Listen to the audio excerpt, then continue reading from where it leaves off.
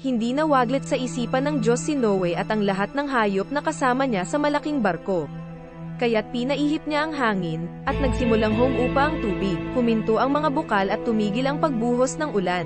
Patuloy na humupa ang tubig, at pagkaraan ng 150 araw ay mababa na ang baha. Sumadsad ang barko sa bundok ng Ararat noong 17 araw ng 7 buwan.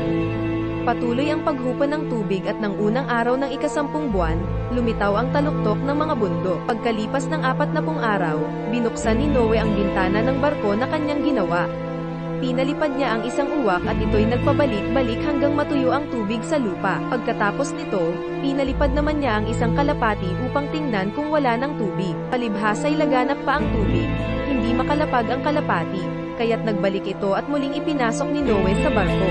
7 araw pang naghintay si Noe, at pagkatapos ay muli niyang pinalipad ang kalapati. Pagbalik nito kinagabihan, ito'y may dala ng sariwang dahon ng olibo.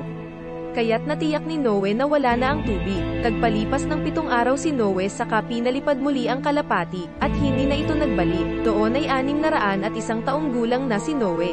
Noong unang araw ng unang buwan, inalis ni Noe ang takip ng barko at nakita niyang natutuyo na ang lupa. Nang ika-27 araw ng 8 buwan, tuyong-tuyo na ang lupa. Nabi ng Diyos kay Noe, lumabas ka na sa barko kasama ng iyong asawa, mga anak at mga manugang. Labasan mo na rin ang lahat ng mga hayop na kasama mo, maamo at mailap, gumagapang at lumalakad sa lupa, at pati ang mga ibon. Hayaan mo silang dumami at manirahan sa buong daigdig. Lumabas na nga si Noe at ang kanyang asawa, mga anak at mga manugang. Gayon din, sunod-sunod na lumabas ang lahat ng hayop, mailap at maamo, lahat ng gumagapang at lumalakad, pati ang mga ibon ayon sa kani-kanilang uri. Si Noe ay nagtayo ng altar para kay Yahweh. Kumuha siya ng isa sa bawat malinis na hayop at ibon, at sinunog bilang handog. Nang maamoy ni Yahweh ang mabangong samyu nito, sinabi niya sa sarili, hindi ko nasusumpain ang lupa dahil sa gawa ng tao bagamat alam kong masama ang kanyang isipan mula sa kanyang kabataan. Di ko nalilipuling muli ang anumang may buhay kagaya ng ginawa ko ngayon.